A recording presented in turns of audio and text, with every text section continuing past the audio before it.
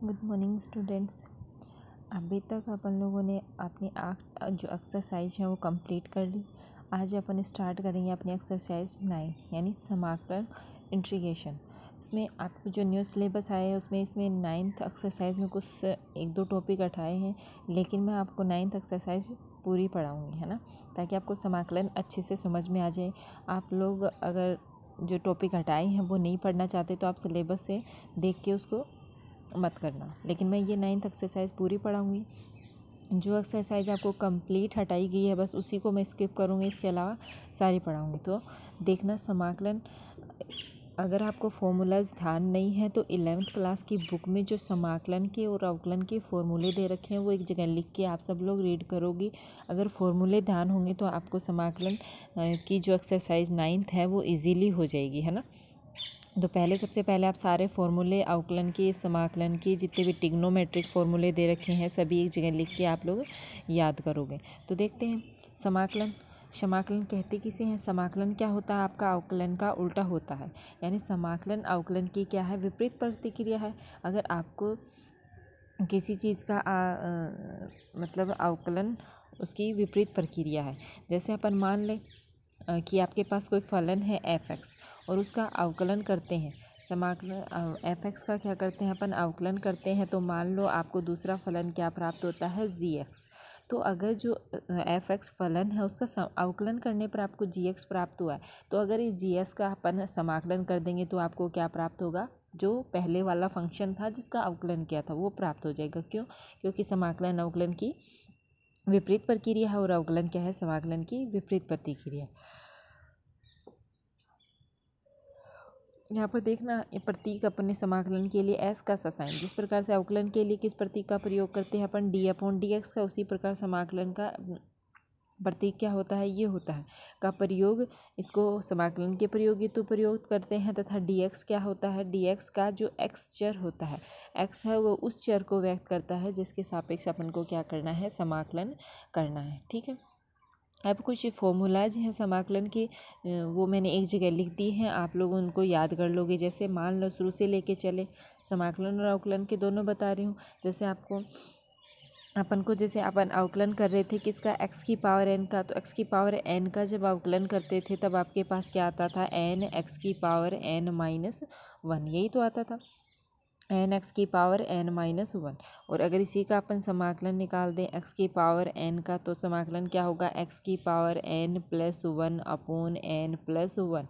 और प्लस समाकलन में आपके पास c चलेगा। c क्या है आपके पास? कोई भी स्वेच्छ अचर है, ठीक है, स्वेच्छ अचर है ना, यानी इसका मान क्या होता है आपके पास? निश्चित नहीं होता है। इसलिए इस प्रकार का जो समाकलन होता है उसको आप हमेशा क्या बोलेंगे? अनिश्चित समाकलन ही बोलेंगे। स्वेच्छ अचर है तो इसका मान कुछ भी ले सकते हैं, यानी अनिश्चित है, इसलिए इसको अपन क्या बोल देंगे? अनिश्चित समाकलन बोल देंगे। ठीक है। तो x की पावर n का समाकलन क्या हो गया आपके पास? x की power n+1 upon n+1 plus c। और अगर इसी जो आपके पास समाकलन आया है इसका अवकलन कर देंगे तो आपके पास क्या आ जाएगा? x की पावर n आ जाएगा। तो देख लेते हैं सारे समाकलन एक साथ देख लेते हैं। इसी प्रकार से आप लोग जानते हो log x का अवकलन क्या होता था? log x का 1/x होता था, इसलिए इसका अवकलन 1/x होता था। तो इसका समाकलन कर देंगे तो क्या आ जाएगा आपके पास? log x आ जाएगा, यानी 1/x का समाकलन क्या होगा? log e(x) है, यहाँ पे x करना, ठीक है। e की पावर x का समाकलन e की पावर x प्लस c। इसी प्रकार से e की पावर x का अवकलन कितना था? e की पावर x ही था। e की पावर x का समाकलन क्या हो जाएगा? e की power x upon log e base a plus c। देखो अवकलन में a की पावर x का अवकलन क्या था आपके पास? गुणा में आ रहा था, a की power x into log e base e था, जबकि समाकलन में क्या हो जाएगा? यही चीज़ आपकी क्या चली जाएगी? भाग में चली जाएगी। यानी अवकलन में जैसे आपके पास 2 फंक्शन था, जैसे ये था, मान लो साइन स्क्वायर एक्स था, साइन स्क्वायर एक्स था, तो इसका अवकलन किस प्रकार से करते थे? पहले इसको पूरे को जिस प्रकार से एक्स स्क्वायर होता है उसी प्रकार से होगा। एक्स स्क्वायर का क्या था? 2x था, तो हो जाएगा 2x की जगह कितना चल रहा है? Sine x. और फिर किसका करना पड़ता था? साइन एक्स का, तो इसका अवकलन करते थे तो क्या हो जाएगा? Cos x. जबकि समाकलन में ऐसा नहीं होगा, जैसे साइन स्क्वायर एक्स का ही अपन समाकलन कर दे तो क्या होगा? एक्स की पावर एन का क्या था, एक्स की power n plus one upon n, उस प्रकार से होगा। तो ये हो जाएगा साइन की पावर 2 + 1 एक्स अपॉन 2 + 1, और फिर किसका करना पड़ेगा, साइन एक्स का। तो समाकलन में जो दूसरा फंक्शन होता है उसका समाकलन करने पर हमेशा क्या वैल्यू आएगी, भाग में वैल्यू आएगी, जबकि अवकलन में किस में आती थी, गुणा में। तो साइन एक्स का अवकलन कितना हो जाएगा, माइनस कोस एक्स, और वो किस में आएगी, भाग में आएगी, प्लस क्या हो जाएगा, सी, जबकि अवकलन में क्या आएगी, गुणा में होगी दूसरे फंक्शन का करने पर। तो आगे देखते हैं, ए की पावर एक्स का क्या हो जाएगा, ए की power x upon log e base a plus c. इसी प्रकार से ये इसका समाकलन था, तो इसका अवकलन करेंगे तो क्या आ जाएगा, ए की पावर एक्स। तो समाकलन वाले देख लेते हैं, साइन एक्स का समाकलन माइनस कोस एक्स प्लस सी, है ना। तो इसको रटने की ज़रूरत नहीं है, जहाँ पर भी आपके पास समाकलन में सी आ रहा है, सी यानी कोस आएगा, कोसेक आएगा, कोट आएगा, उसमें हमेशा क्या होगा, माइनस होगा, औरों में क्या हो जाएगा, प्लस।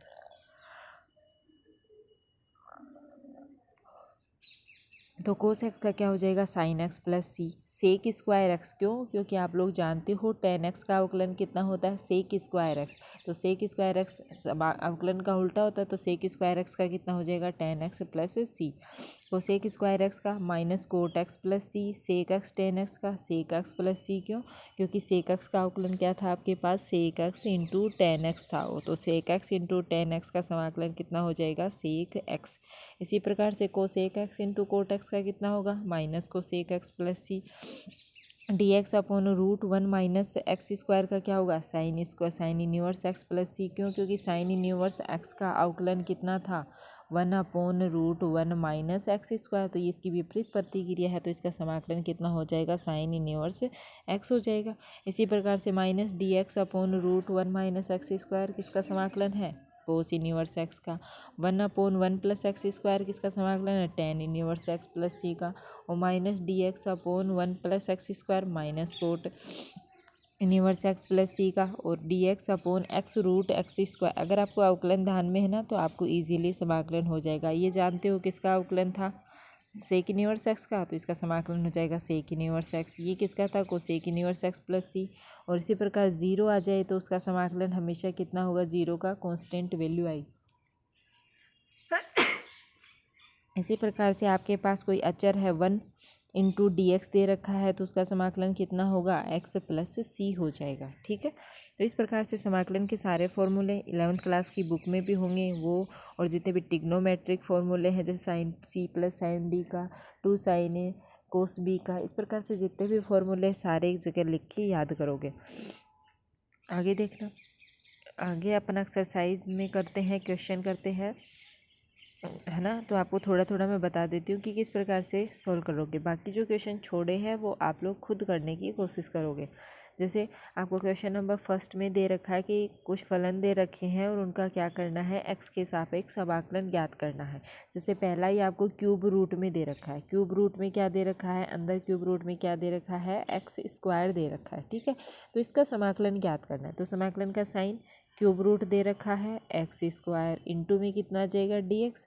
तो क्यूब रूट को मैं कैसे लिख सकती हूँ, एक्स स्क्वायर की पावर 1/3 लिख सकती हूँ ना, यही तो लिख सकती हूँ। और इसको मैं क्या लिख सकती हूँ, एक्स स्क्वायर, तो ये हो जाएगा एक्स की पावर 2/3 इंटू डी एक्स। तो ये किस फॉर्म में बन गया, एक्स की पावर एन की फॉर्म में बन गया।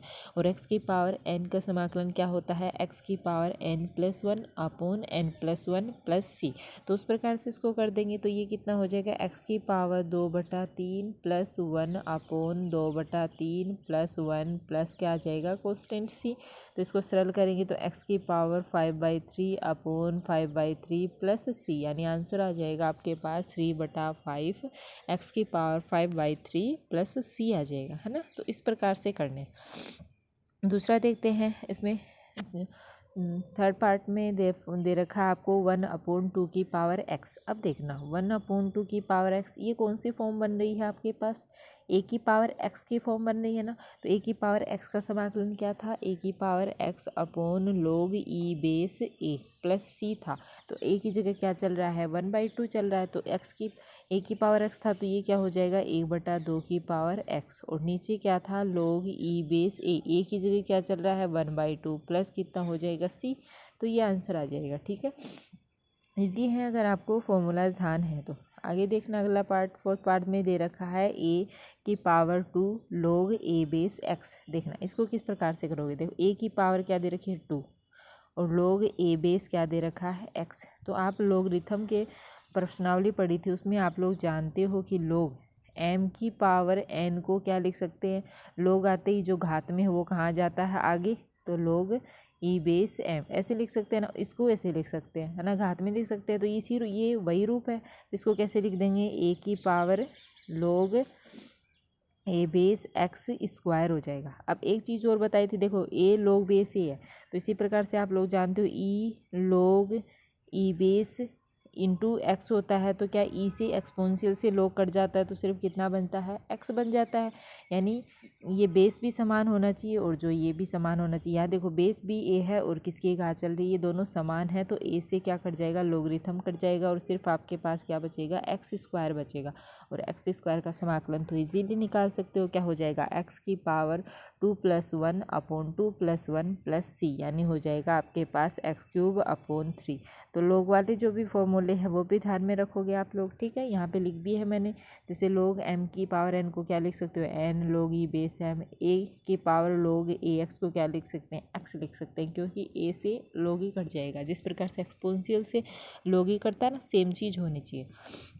आगे देखना क्वेश्चन नंबर 2 में बोल रहा है कि इन वही समाकलन ज्ञात करने हैं, है ना, समाकलन ज्ञात करने हैं। और किसका ज्ञात करना आपको दे रखा है, 5 cos x - 3 sin x + 2 upon cos square x into dx दे रखा है। तो इसको अलग अलग कर लेते हैं समाकलन को। जब 5 कांस्टेंट वैल्यू है तो उसको मैंने बाहर ले लिया, अंदर किसका समाकलन हो जाएगा, cos x का, cos x into d x, -3 constant है बाहर ले लिया और हो जाएगा समाकलन sin x into d x, +2 constant है। तो आप लोग जानते हो 1/cos स्क्वायर का समाकलन तो जानते नहीं, लेकिन अगर मैं cos स्क्वायर को ऊपर ले जाऊँ तो क्या बन जाएगा, sec square x into d x, और sec स्क्वायर x किसका समाकलन होता है, tan x का, है ना, tan x का होता है। तो 5 cos x का समाकलन sin x, -3 sin x का समाकलन -cos x, +2 sec square x का समाकलन क्या होता है, tan x। तो आपका आंसर आ जाएगा 5 sin x + 3 cos x + 2 tan x + c, ठीक है। आगे देखते हैं क्वेश्चन नंबर 4 में आपको दे रखा है sec square x into cosec square x into d x दे रखा है। तो आप लोग जानते हो इसका तो समाकलन होता नहीं है, तो अपन इसको किस में चेंज कर लेंगे, साइन और कोस में चेंज कर लेंगे। तो सेक स्क्वायर एक्स को मैं क्या लिख सकती हूँ, 1/cos स्क्वायर एक्स, और कोसेक स्क्वायर को क्या लिख सकती हूँ, 1/sin square x into d x लिख सकते हैं। तो ये आपका क्या बन गया, ये बन गया, देखना इस प्रकार से बनेगा 1/sin square x into cos square x into d x, है ना। अब भी इसका समाकलन नहीं हो रहा, तो क्या लिखोगे आप, 1 को क्या लिख सकते हो साइन और कोस में, क्योंकि आप लोग जानते हो साइन स्क्वायर एक्स प्लस कोस स्क्वायर एक्स कितना होता है, 1 होता है। तो 1 की जगह मैं पुट कर सकती हूँ ना वैल्यू, क्या पुट कर सकती हूँ, साइन स्क्वायर एक्स प्लस कोस स्क्वायर एक्स, और अपॉन में क्या चल रहा है, sine square x into cos square x, है ना। अब देखोगे अगर इसमें मैं भाग दे दूँ, साइन स्क्वायर एक्स में भाग दे, अलग अलग करके भाग देंगे, साइन स्क्वायर एक्स में भाग देंगे sine square x into cos square x.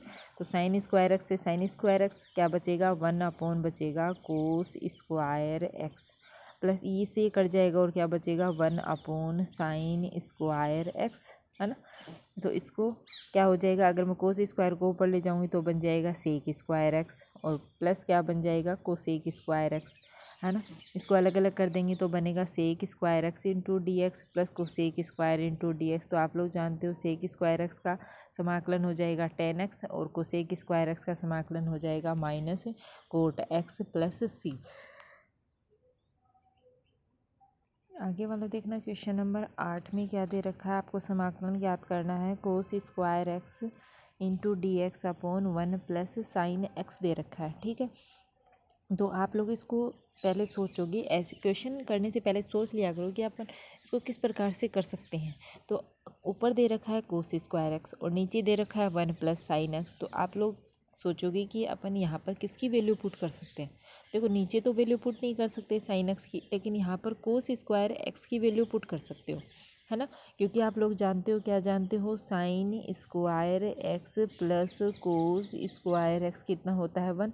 इससे अपन को किसकी वैल्यू चाहिए, कोस स्क्वायर एक्स, तो कोस स्क्वायर एक्स की वैल्यू क्या हो जाएगी 1 माइनस साइन स्क्वायर एक्स, तो वैल्यू पुट कर देंगे, ऊपर हो जाएगा 1 माइनस साइन स्क्वायर एक्स और नीचे हो जाएगा 1 प्लस साइन एक्स, है ना। ये 1 माइनस साइन स्क्वायर एक्स कौन सी फॉर्म बन गई, ए स्क्वायर माइनस बी स्क्वायर की फॉर्म बन गई ना। इसको क्या लिख सकते हैं, ए प्लस बी इंटू ए माइनस बी लिख सकते हैं। तो 1 माइनस साइन स्क्वायर एक्स को क्या लिखेंगे, 1 प्लस साइन एक्स लिख सकते हैं, इंटू में क्या लिख सकते हैं 1 माइनस साइन एक्स, और नीचे क्या चल रहा है 1 प्लस साइन एक्स। तो 1 प्लस साइन एक्स से 1 प्लस साइन एक्स ओनली क्या बचेगा आपके पास 1 माइनस साइन एक्स। तो उसका समाकलन कर देंगे, 1 का समाकलन कितना हो जाएगा एक्स, और माइनस है साइन एक्स का समाकलन कितना हो जाएगा माइनस कोस एक्स, और प्लस क्या आ जाएगा कांस्टेंट। तो आपका आंसर आएगा x plus cos x plus c हो जाएगा, है ना। इस प्रकार से करने हैं। आगे देखना क्वेश्चन नंबर 14 में समाकलन ज्ञात करना है d x upon root 1 plus x minus क्या हो जाएगा रूट एक्स हो जाएगा, है ना। तो इसको आप देखेंगे कि ये सीधा तो नहीं कर सकते, क्योंकि नीचे तो रूट में वैल्यू चल रही है और 2 पार्टीशन दे रखे हैं। तो इसका क्या कर देंगे अपन, योगांतर अनुपात कर देंगे। मतलब ऊपर अगर नीचे जो होती है ना, या तो ऊपर हो या नीचे हो, नीचे दे रखा है आपको root 1 plus x minus root x दे रखा है। तो अगर नीचे वाले का रूट हट जाए तो अपन इजीली इसका समाकलन कर सकते हैं। तो क्या करेंगे, इसकी विपरीत, अगर माइनस है तो प्लस वाली संख्या से, और प्लस है तो माइनस वाली संख्या से ऊपर नीचे गुणा करेंगे। तो नीचे माइनस में दे रखा है तो ऊपर नीचे किससे गुणा कर देंगे, root 1 plus x plus root x से ऊपर गुणा कर देंगे, और इसी संख्या से नीचे गुणा कर देंगे। कोई फ़र्क नहीं पड़ेगा ऊपर नीचे गुणा करने से। तो ऊपर तो बन जाएगा root 1 plus x plus root x into d x, और नीचे अगर इसको root 1 plus x minus root x को रूट 1 प्लस एक्स से गुणा करेंगे तो आपके पास आएगा 1 प्लस एक्स, रूट हट जाएगा, माइनस बचेगा एक्स। तो एक्स से एक्स कैंसिल, और नीचे सिर्फ कितना बचेगा 1 बचेगा, है ना। तो आपके पास हो जाएगा, ऊपर तो बचेगा root 1 plus x plus root x, और नीचे 1 बचेगा तो लिखने की ज़रूरत नहीं है, इंटू डी एक्स हो जाएगा। तो आपके पास देखो 2 चीज़ बन गई, इसको अलग अलग कर सकते हैं। इसको कर सकते हैं root 1 plus x into d x, plus क्या कर सकते हैं root x into d x. इसको मैं क्या लिख सकती हूँ 1 प्लस एक्स की पावर 1/2 इंटू डी एक्स, और इसको क्या लिख सकती हूँ एक्स की पावर 1/2 इंटू डी एक्स। ये एक्स की पावर एन बन गया। तो एक्स की पावर एन का क्या होता है n+1 अपॉन में क्या हो जाएगा n+1, प्लस हो जाएगा एक्स की पावर 1/2 प्लस 1, और नीचे हो जाएगा 2 प्लस 1 प्लस क्या आ जाएगा कांस्टेंट। इसको सरल करोगे तो देखोगे आपके पास आंसर आएगा 2/3 इंटू 1 प्लस एक्स की पावर 3/2 प्लस 2/3 एक्स की पावर 3/2 प्लस सी कांस्टेंट वैल्यू आ जाएगी। आगे देखना क्वेश्चन नंबर आपको अगले क्वेश्चन में दे रखा है, समाकलन ज्ञात करना है d x upon root 1 minus root नहीं दे रखा, सॉरी क्या दे रखा है d x upon 1 minus cos x दे रखा है ना। तो इससे अपन कर लेंगे। देखो इसके 2 आंसर आ सकते हैं आपके पास, इसके 2 आंसर आ सकते हैं। एक आप ऐसे भी कर सकते हो, नीचे वाले को कैसे लिख सकते हो 1 माइनस कोस एक्स दे रखा है ना, इसको कैसे कोस एक्स का फॉर्मूला रख दो, और वो फॉर्मूला रखो जिससे 1 कैंसिल हो जाए। तो 1 माइनस कौन सा रख सकते हैं साइन वाला, तो हो जाएगा 1 प्लस 2 साइन स्क्वायर, एक्स है तो आधा होगा x/2, 1 से 1 कैंसिल, बाहर क्या बचेगा 1/2, अंदर साइन को ऊपर लेके जाएंगे तो कितना बचेगा cosec square x/2 into d x, है ना। और इसका समाकलन इजीली कर सकते हो, क्या हो जाएगा 1/2 कोसेक स्क्वायर x/2 का कितना हो जाएगा माइनस कोट x/2, और फिर x/2 का करेंगे तो 1/2 प्लस सी, 1/2 से 1/2 कैंसिल, तो आपका आंसर आएगा माइनस कोट x/2 प्लस सी। एक आंसर तो ये हो जाएगा इस तरीके से, है ना, 2 आंसर हो सकते हैं। दूसरा अगर सेम वही योगांतर अनुपात लगा दे 1 माइनस कोस एक्स दे रखा, तो ऊपर नीचे किससे गुणा कर देंगे 1 प्लस कोस एक्स, और नीचे भी किससे कर देंगे 1 plus cos x into d x, ताकि नीचे वाली चीज़ हट जाए। तो ऊपर तो बनेगा 1 प्लस कोस एक्स, और नीचे 1 माइनस कोस एक्स को 1 प्लस कोस एक्स से गुणा करेंगे तो बनेगा आपके पास 1 माइनस कोस स्क्वायर एक्स, और 1 माइनस कोस स्क्वायर एक्स किसकी वैल्यू होती है साइन स्क्वायर एक्स की वैल्यू होती है। फिर अलग अलग करके भाग देंगे, 1 में साइन स्क्वायर एक्स का भाग देंगे तो कितना बनेगा cosec square x into d x, cos में साइन स्क्वायर का भाग देंगे तो एक कोस बटा साइन तो क्या हो जाएगा कोट, और एक 1/sin x बचेगा, वो ऊपर जाएगा तो कितना हो जाएगा कोसेक x इंटू dx हो जाएगा। तो आप लोग जानते हो कोसेक स्क्वायर एक्स का समाकलन माइनस कोट एक्स, और cot x into cosec x का क्या हो जाएगा minus cosec x plus c. तो दो आंसर आ जाएंगे, इसके दोनों तरीके ही सही हैं, दोनों तरीके से आप लोग कर सकते हो। अगला देखना क्वेश्चन नंबर 22 में आपको समाकलन ज्ञात करना है √1 plus cos 2x into d x. तो देखना इसका समाकलन ज्ञात करना है। रूट में दे रखा है कोस 2x, तो आप लोग तो जानते हो सिर्फ कोस 2x का फॉर्मूला अप्लाई कर सकते हो, और वो फॉर्मूला अप्लाई करोगे जिससे 1 हट जाए तो कोस वाला कर देंगे ना। तो 2 कोस इसका 2x है तो कितना हो जाएगा आधा x माइनस 1, 1 से 1 कैंसिल तो क्या बचेगा बाहर, तो √2 अंदर बचेगा रूट कोस स्क्वायर एक्स, तो रूट से कोस स्क्वायर बाहर आएगा तो क्या बनेगा cos x into d x, और कोस एक्स का कितना हो जाएगा साइन एक्स। तो आपका आंसर आ जाएगा √sin x प्लस सी। ठीक है, तो ये आपकी 9.1 एक्सरसाइज है। इसमें कुछ क्वेश्चन और एग्जाम्पल आप खुद करने की कोशिश करोगे। अगर आपको फॉर्मूलाज ध्यान है तो आप इजीली इसको कर सकते हो।